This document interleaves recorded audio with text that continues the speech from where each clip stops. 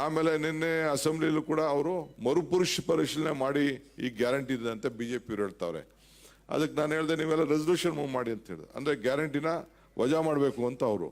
ನೀವು ಇದನ್ನು ತಿಳಿಸ್ಬೇಕು. ಬಿಜೆಪಿಯವರು ಅಧಿಕಾರಕ್ಕೆ ಬಂದರೆ ಗ್ಯಾರಂಟಿ ವಜಾ ಮಾಡ್ಲಿಕ್ಕೆ ಹೊರಟಿದ್ನ, ಅದಕ್ಕೆ ರೆಸಲ್ಯೂಷನ್ ಕೊಡಪ್ಪ ನೀನು, ನಿಮ್ಮ ಪಾರ್ಟಿ ತೀರ್ಮಾನ ಕೊಡು ಅಂತ ನಾನು ಹೇಳಿದೆ. ಸೊ ನಿಮ್ಮ ಯಾರು ಗ್ಯಾರಂಟಿ ಮೆಂಬರ್ಸ್ ಇದ್ದಾರೆ ಅವ್ರನ್ನೆಲ್ಲ ಇಲ್ಲಿ ಕರೆಸ್ತೀನಿ, ಸಪ್ರೇಟ್ ಮೀಟಿಂಗ್ ಮಾಡ್ತೀನಿ, ಅವ್ರು ತಿಳಿಸ್ತೀನಿ.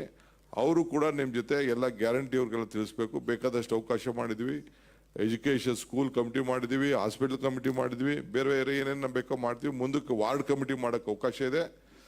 ಒಂದೊಂದು ವಾರ್ಡಲ್ಲಿ 10% ಈಗ 360 ಇತ್ತು ಅಂದರೆ 20% ಅಲ್ಲೇನಪ್ಪ ನಾಮಿನೇಷನು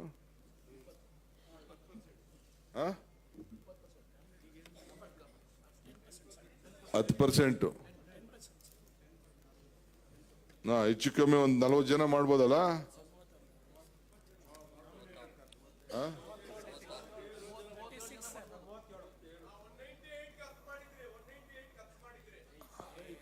ಕಣಲ್ಲಿ ನಾನು UD ಮಿನಿಸ್ಟ್ರು 25 ವರ್ಷದಿಂದ ಆಗಿದೆ ನಾನು. ಆಯ್ತು 10%, 40 ಜನ ಮಾಡಕ್ಕೆ ಅವಕಾಶ ಇದೆ. ಬೇರೆ ಬೇರೆ ಇನ್ನ ಅವಕಾಶಗಳು ಇದೆ.